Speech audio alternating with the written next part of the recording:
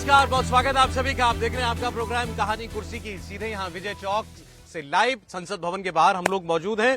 दिल्ली में जबरदस्त धूप है और ऐसा लग रहा है कि महाराष्ट्र में भी सारे बादल अब छट चुके हैं। कल तो शिंदे साहब ने खुद ही इस बात का ऐलान कर दिया कि वो कोई रोड ब्लॉक या स्पीड ब्रेकर नहीं बनने वाले और जिसको भी प्रधानमंत्री मुख्यमंत्री का चेहरा बनाना चाहते हैं, मुख्यमंत्री बनाना चाहते हैं, उनका पूरा समर्थन उसको होगा। और उसके तुरंत बाद फडणवीस साहब भी सामने आ गए। उन्होंने कहा अच्छा हुआ कि शिंदे साहब ने खुद ये बात कह दी। कुछ लोगों के मन में कंफ्यूजन थी, वो भी दूर हो गई है। लेकिन अब ये तो तय बीजेपी का मुख्यमंत्री होगा और देवेंद्र फडणवीस ही होंगे। बस देवेंद्र फडणवीस का नाम कोई ले ले।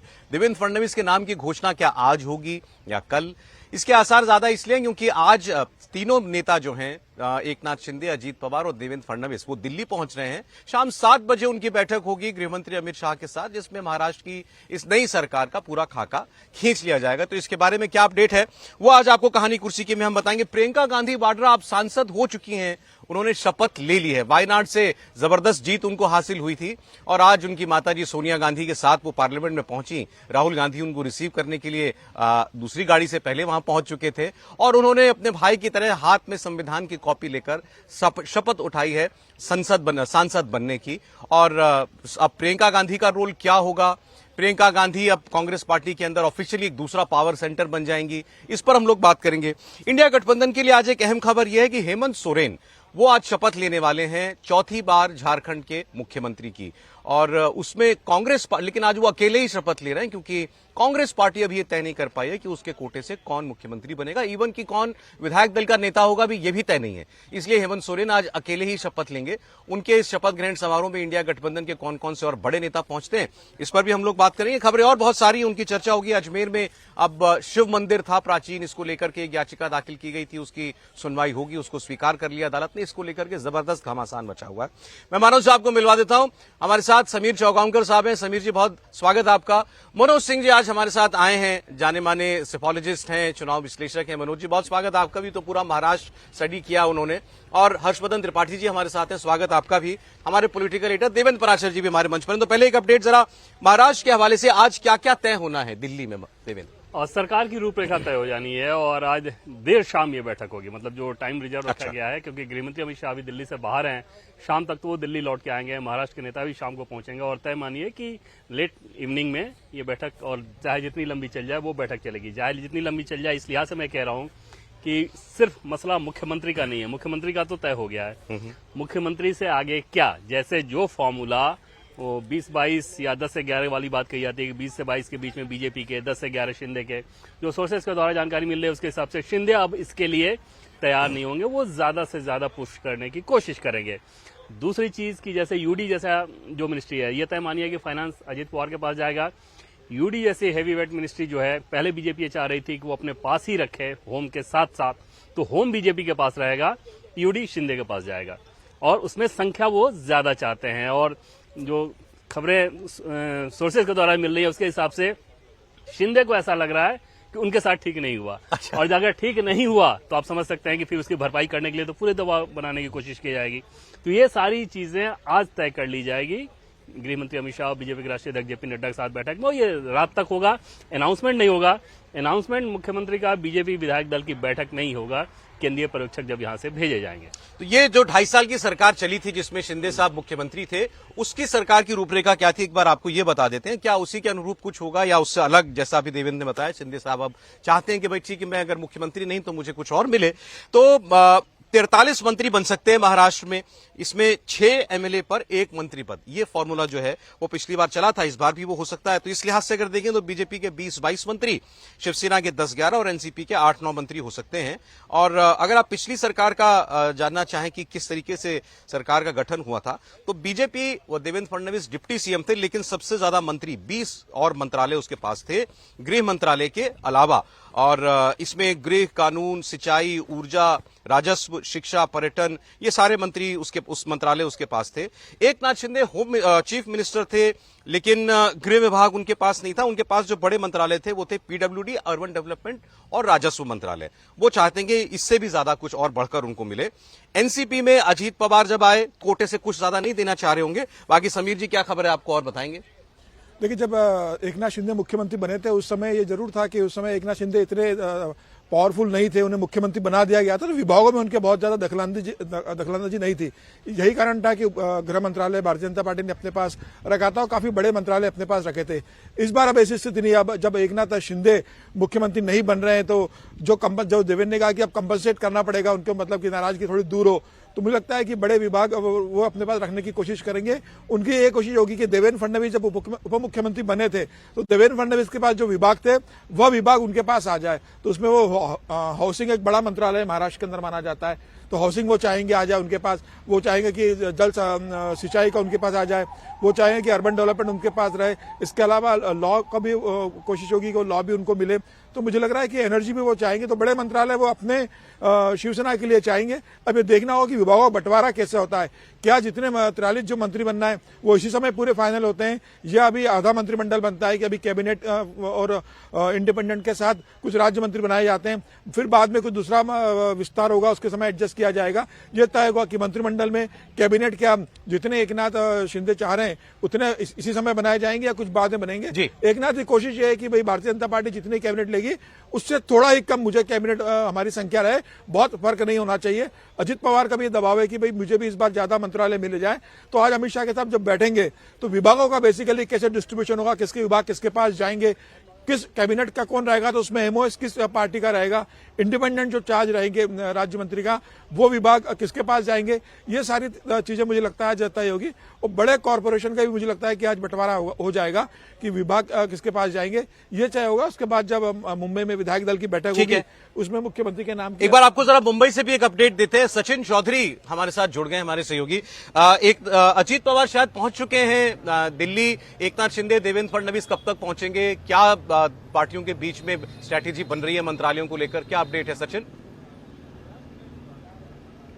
जी सौरभ, अजित पवार जो है वो दिल्ली पहुंच चुके हैं और उनके पार्टी के महाराष्ट्र के अध्यक्ष सुनील तटकरे के साथ वो बैठक कर रहे हैं ताकि जब शाम के वक्त अमित शाह के साथ जब बैठक होए तो एनसीपी अजित पवार गुट जो है अपनी दावेदारी किस तरह से पेश कर सके, किस आधार पर पेश कर सके, इसके लिए वहां पर रणनीति बनाई जा रही है। लेकिन अजित पवार वित्त मंत्रालय नहीं छोड़ना चाहते हैं, जबकि बीजेपी उसके लिए बार्गेनिंग करने की मूड में है। इसके अलावा अजित पवार सहकारिता, जो कि पश्चिम महाराष्ट्र में काफ़ी बड़ा असर रखता है, और सहकारिता मंत्रालय जो उन्हीं के पास था, दिलीप वळसे पाटिल उसके मंत्री थे, ये मंत्रालय भी अपने पास रखना चाहेंगे। इसके अलावा कृषि मंत्रालय जो पहले एकनाथ शिंदे के पास था, धनंजय मुंडे के पास वो मंत्रालय गया था एनसीपी शरद पवार गुट के, ये 3 बड़े मंत्रालय अजित पवार अपने पास रखना चाहते हैं, जो हमें जानकारी मिल रही है। फिलहाल अजित पवार तो पहुंच चुके हैं, लेकिन देवेंद्र फडणवीस और एकनाथ शिंदे 3 बजे के बाद मुंबई से रवाना होंगे और शाम करीबन 5 साढ़े 5 6 बजे तक वो दिल्ली पहुंचेंगे।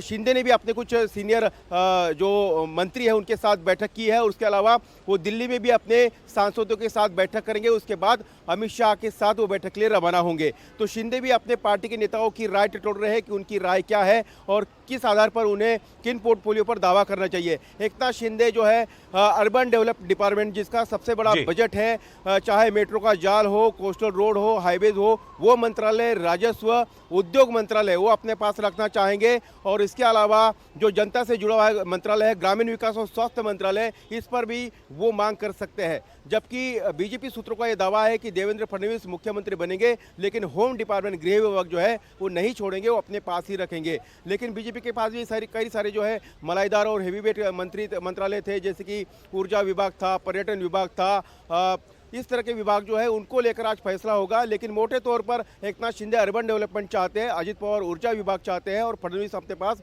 गृह विभाग रखना चाहते हैं। ये मोटी फिलहाल जो जानकारी है, और ये हो सकता है कि उनको दे दिया जाए। सचिन बहुत शुक्रिया आपका। देखिए, आपकी बातों से साफ है कि बीजेपी अब और दबना नहीं चाह रही है। उसको लगता है कि जितना त्याग उसको करना था 2.5 साल उसने कर लिया है। लेकिन आज ये सेम भावना, सेम फीलिंग शिंदे साहब के मन में भी है कि मैंने बहुत बड़ा बलिदान किया है, मैंने बहुत बड़ा त्याग किया है। कल जिस तरीके से उनकी प्रेस कॉन्फ्रेंस थी मनोज जी, उन्होंने कहा भाई जो प्रधानमंत्री चाहें वो हम मान लेंगे, मैं किसी की राह में कोई रोड़ा नहीं बनना चाहता हूं। अब वो उनको लगता है कि अब ये राउंड 2 शुरू होगा मेरा बार्गेनिंग का। लेकिन उनके पास इतनी लीवरेज है क्या?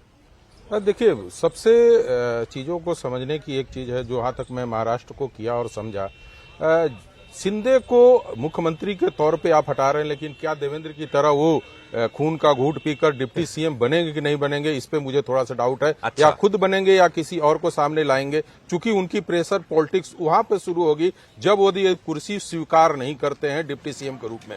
और एक चीज तो मानना पड़ेगा सौरभ जी की, देखिए जो ये जीत हुई है, सिर्फ ये नहीं कह सकते कि सिर्फ बीजेपी की एक बड़ी जीत हुई है, इनकी भी खुद शिवसेना की भी एक बड़ी जीत हुई है और उनके सामने जीत हुई है। जो उनके प्रतिद्वंदी थे, जो उद्धव की सेना थी, उसको हरा कर लाना था। और जो भी इनके पास शिवसैनिक उद्धव के साथ उद्धव के पार्टी के लोग आए, वो इस तौर पे आए कि हमें दोबारा एकनाथ शिंदे ही मुख्यमंत्री के तौर पे दिखेंगे। और ऐसे स्थिति में इन्होंने वोट तो अपने पास ला दिया है। अब इनके पास मुश्किल ये आएगी कि मैं डिप्टी सीएम रहते हुए क्या इन शिव सैनिकों को संभाल पाएंगे। तो ऐसे स्थिति में मुझे लगता है कि एक बीजेपी को प्रयास ये भी करना पड़ेगा कि एकनाथ शिंदे ही उप मुख्यमंत्री की कुर्सी स्वीकार करें। जिस तरह से देवेंद्र फडणवीस ने बेचारे पार्टी के गाइडलाइन से हटकर कोई भी स्टेटमेंट अपने उप मुख्यमंत्री के समय नहीं दिया था और बड़ी सहजता के साथ बीजेपी ये चाहेगी कि वो बने डिप्टी बने सीएम, रहे। किसी और की जगह। नहीं बनने के बाद समस्या आएगी और बीच बीच में काफी बड़ी बड़ी समस्या देखने को मिल ये सकती डील है। तो लेकिन कभी नहीं थी कि शिंदे साहब ही मुख्यमंत्री रहेंगे अगर जीते भी तो। भाई आज की जो परिस्थितियां नहीं, बीजेपी ये थोड़ा डील जोर और नहीं। लगाए तो शायद अपने दम पर सरकार बनाए। नहीं, ये डील कभी नहीं रुकी। मैं कह रहा हूं कि ये समस्या आ सकती है, ये तो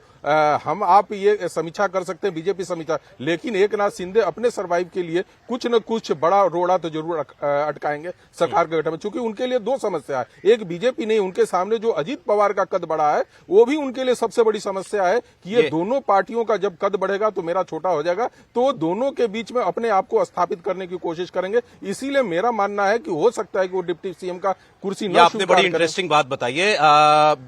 शिंदे, एकनाथ शिंदे की पार्टी और अजीत पवार की पार्टी चुनाव में ये 4 सीटों पर ये दोनों पार्टियां भी लड़ रही थी आमने सामने, उसे आप फ्रेंडली फाइट कहें या कुछ भी। इनमें से 2 सीट पर जीत हुई है अजीत पवार की पार्टी की, एक पर समाजवादी पार्टी और एक पर कांग्रेस पार्टी जीती है। तो अगर आप वैसे देखें तो अजीत पवार क्यों स्वीकार करने लगे इस बात को कि भाई शिंदे साहब ने कोई बहुत बड़ा कारनामा, मुझसे बहुत बड़ा कोई तीर उन्होंने चला दिया है, वो तो बिल्कुल बराबर मानेंगे और उन्होंने इसलिए अपना पूरा वेट जो है पीछे देवेंद्र फडणवीस की दावेदारी की शुरुआत से ही रख दिया था। और ये एक बड़ी वजह थी कि एकनाथ शिंदे के हाथ में बहुत ज्यादा कार्ड्स नहीं थे। अब सवाल यह है कि बीजेपी की कोई मजबूरी है क्या कि मुख्यमंत्री तो उनको अपना बनाना ही था, सरकार के गठन में, मंत्रालयों के बंटवारे में भी वो शिंदे साहब की कुछ सुने। त्रिपाठी जी, नहीं, मुझे लगता है कि एक तो ये कि उप मुख्यमंत्री एकनाथ शिंदे बने, ये भारतीय जनता पार्टी की इच्छा है और वो चाहेंगे भी ये ठीक भी नहीं होगा कि वो उप मुख्यमंत्री न बने, लेकिन ये एकनाथ शिंदे के अपने सर्वाइवल के लिए भी बहुत जरूरी है। महाराष्ट्र की राजनीति जिस तरह की है, वहां भी वो बाला साहब ठाकरे के कद पर थोड़ी ना है कि किसी को उप मुख्यमंत्री बना देंगे और उसी तरह से वो शिव सैनिकों के लिए एक बड़ा केंद्र, बड़ा एक आस्था का केंद्र बने रहेंगे। तो मुझे लगता है जितना भाजपा के लिए जरूरी है कि एकनाथ शिंदे उप मुख्यमंत्री बने, उतना ही एकनाथ शिंदे के लिए जरूरी है कि एकनाथ शिंदे उप मुख्यमंत्री बने। नंबर 1। नंबर 2 ये है कि देखिए, तीनों बड़े नेताओं की यूएसपी वहां अलग है।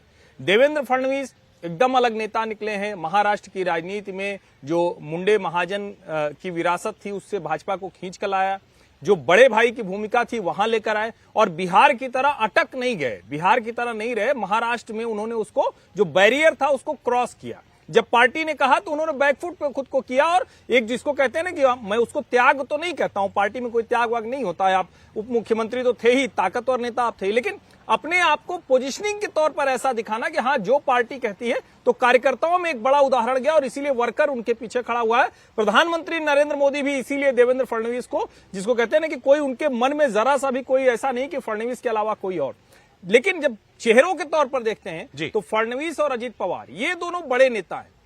एकनाथ शिंदे उतने बड़े नेता नहीं थे, लेकिन जिस तरह से एक परिवारवादी पार्टी से पूरी पार्टी खींचकर ले आए, देश में ऐसा कोई उदाहरण नहीं है। तो एकनाथ शिंदे भी, उनकी भी यूएसपी है, वो भी यूनिक है राजनीति के लिहाज से। अब ऐसे में तीनों यूनिक नेताओं को नरेंद्र मोदी एक साथ कैसे बांध कर रखेंगे, अमित शाह क्या कुछ समझाएंगे, लेकिन इतना तो तय है, भाजपा चाहेगी और शिवसेना और अजीत पवार के लिए भी अच्छा होगा कि यही त्रिमूर्ति इसी तरह से सिर्फ जिसको कहते हैं ना कि पोडियम पे थोड़ा नंबर 1 2 बदल जाए, लेकिन तीनों एक साथ रहो। एक और जरूरी बात, जब ये बार्गेन होगा ना, तो ये सिर्फ मिनिस्टर की पोस्ट और ये सब नहीं होगा। जो महाराष्ट्र में मनी मेकिंग मशीन है वो म्युनिसिपल कॉर्पोरेशंस हैं। जिस बीएमसी और टीएमसी के चुनाव नहीं हुए, जिस वसई विरार और दूसरे ऐसे म्युनिसिपल कॉर्पोरेशंस के चुनाव नहीं हुए, एडमिनिस्ट्रेटर बैठा हुआ। मुझे लगता है जब टेबल पर बैठेंगे तो ये सारी चीजें तय होगी और भाजपा के लिए बहुत अच्छा होगा कि एकनाथ शिंदे बीएमसी के चुनाव में शिवसेना वाली भरपाई उनके लिए करे। ये आपने अच्छी बात याद दिला दी। इससे जुड़ी एक और खबर भी है, उद्धव ठाकरे अब महाविकास आघाड़ी से बाहर आ सकते हैं। जी हाँ, महाविकास आघाड़ी से अलग हो सकते हैं उद्धव ठाकरे और हो सकता है कॉर्पोरेशन चुनाव वो अकेले लड़े। ऐसी खबरें हम चल रही हैं और उद्धव ठाकरे को शायद अब ये रियलाइज हो रहा है कि उनका बहुत नुकसान हुआ महाविकास आघाड़ी के साथ जाकर के। उनका जो कोर सपोर्ट बेस था वो बहुत इरोड हुआ है इस चुनाव में। आंकड़े तो ये बात बताते ही हैं, लेकिन वो माने टीवी पर कैमरों पर आकर के ये चुनाव के नतीजों में उनको बहुत बड़ा सेटबैक लगा है या ना माने, ये कहीं ईवीएम का बहाना लें, लेकिन इतना तो उनको दिख ही रहा है कि भाई संकट बहुत बड़ा है। और शायद अब इसके लिए भरपाई के लिए जब कॉर्पोरेशन के चुनाव होंगे, खासकर जैसे बताया ठाणे मुंबई की कॉर्पोरेशन जैसे बड़े चुनाव होने जा रहे हैं और शिवसेना का अस्तित्व बहुत कुछ उस पर निर्भर करता है, यूबीटी का, तो अब उद्धव ठाकरे उससे अलग हो सकते हैं। उनकी मजबूरी देखते हैं आप ये। निश्चित तौर पे सबसे बड़ी बात तो ये है ना कि जैसा कि आपने विचारधारा को लेकर कहा कि इस नंबर्स के बाद जरूर ये उद्धव ठाकरे सोचेंगे कि क्या ऐसा तो नहीं कि एक गलती को सुधारने के चक्कर में वो कई सारी गलतियां लगातार करते जा रहे हैं और अभी भी वहां पर यूटर्न जो वाली स्थिति होनी चाहिए उसको नहीं ले पा रहे हैं, क्योंकि विचारधारा का बड़ा संकट नजर आ रहा है उनके सामने। बीजेपी के साथ आप आओगे नहीं आओगे वो आपकी समस्या बाद की हो सकती है, लेकिन पहली समस्या तो ये है ना कि आपके शिवसैनिक ये माने कि जो विचारधारा का मुद्दा है आप उनके साथ रहे हो। लोकसभा का चुनाव एकदम से अलग नैरेटिव पे था, लेकिन इस बार विधानसभा के चुनाव में इस प्रकार का प्रदर्शन निश्चित तौर पर उद्धव ठाकरे के लिए एक बड़ा सवाल खड़ा करता है।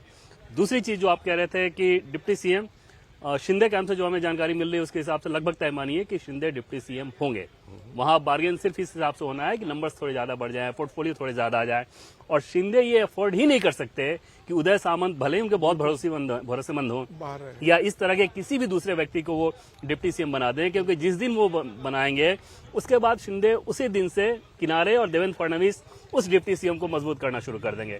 तीसरी चीज की बीजेपी ये बिल्कुल नहीं चाहेगी कि शिंदे को भी बहुत महिमा मंडित किया जाए, शिवसेना को बहुत महिमा मंडित किया जाए, क्योंकि उनके टारगेट पे तो ये है ना कि 2029 का चुनाव अपने दम पे बहुमत लाना है। वो अपने दम पे बहुमत तभी होगा जब आप शिंदे और शिवसेना को किनारे करेंगे। तो यहां पर बीजेपी एकदम क्लियर है। एक दिलचस्प चीज मैं आपको जरूर बताऊं कि बीजेपी के भीतर जो एंटी देवेंद्र फडणवीस कैंप है वो ये नैरेटिव लगातार अब कल शाम से चलाना शुरू किया है कि मराठा पसंद नहीं करते, अगर ऐसा कर दिया जाएगा तो 17 लोकल बॉडी के चुनाव होने हैं, वहां दिक्कत हो सकती है। ये सारी चीजें की जा रही है, लेकिन इसका दूर दूर तक इस लिहाज से मतलब नहीं कि ये मैंडेट किसी कास्ट के हिसाब से है ही नहीं। लेकिन अगर आप फडणवीस की तरफ से सोचें तो भाई जब तक नाम का ऐलान ना हो जाए तब तक तो कुछ भी हो सकता है ना बीजेपी में तो जरूर। लेकिन सौरभ एक चीज और है कि फडणवीस भी ये बखूबी जानते हैं कि ये हरियाणा नहीं, ये राजस्थान नहीं, ये छत्तीसगढ़ नहीं, महाराष्ट्र की पॉलिटिक्स भले ही शरद पवार या उद्धव ठाकरे सत्ता से बाहर रहे हैं, लेकिन पर डे कोई ना कोई नया चैलेंज वहां पे आते रहेगा और वो चैलेंज नेशनल नैरेटिव बनाता है। तो वहां पर बीजेपी अफोर्ड नहीं कर सकती वैसे एक्सपेरिमेंट। आपको इंटरेस्टिंग लगा था कि शिंदे की प्रेस कॉन्फ्रेंस खत्म होती देवेंद्र फडणवीस अचानक आए थे माइक पर? वो सब कुछ प्लानिंग के हिसाब से सौरभ था। जैसे कि पहले मैंने कल आपको बताया कि गृह मंत्री अमित शाह का, बीजेपी के राष्ट्रीय अध्यक्ष जेपी नड्डा का दिल्ली में बैठक करना, वो बैठक के थोड़ी देर बाद ये मैसेज आना कि प्रेस कॉन्फ्रेंस होने जा रहा है। जैसे प्रेस कॉन्फ्रेंस का टाइम शिवसेना का डेलीगेशन आ गया, तो फडणवीस का नाम पे कोई मतलब अब हमें भी स्पेकुलेट करने की कोई वजह नहीं है ना अभी तक। बिल्कुल कोई वजह नहीं है, लेकिन जैसा कि मैंने आपको कहा कि बीजेपी के भीतर एक खेमा जरूर ये नैरेटिव बनाने की कोशिश कर रहा है, कोई वजह नहीं है। एक बात ये जो खबर अभी चल रही है कि उद्धव ठाकरे एमबीए से बाहर आ सकते हैं, देर आए दुरुस्त आए वाली खबर है या कोई और क्या करते? नहीं, इसको दूसरा वाला कहिए। मजबूरी में ये न करता तो क्या करता। अब अगर वो वहां खड़े रहेंगे जहां खड़े हैं तो शायद एक तरह से उनके लिए दलदल जैसा हो गया है, अब उनको घसीट रहा है पीछे। ये उद्धव ठाकरे को एहसास लोकसभा चुनाव के समय हो जाना चाहिए था।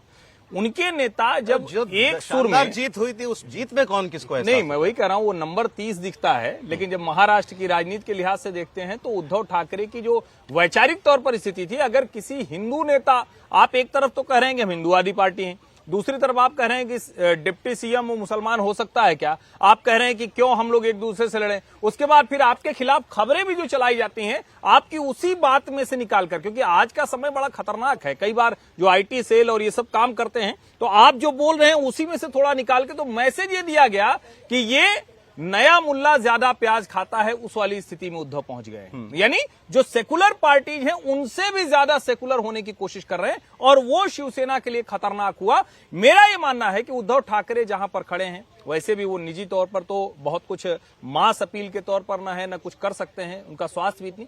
आदित्य ठाकरे को ये देखना है कि अब क्या वो महाराष्ट्र की राजनीति ठीक से करने के लिए तैयारी कर रहे हैं अगले 10 साल के लिए, या उस गठजोड़ का एक हिस्सा रहेंगे जिसमें उनकी भूमिका सहयोगी भर की होगी, आगे की नहीं होगी।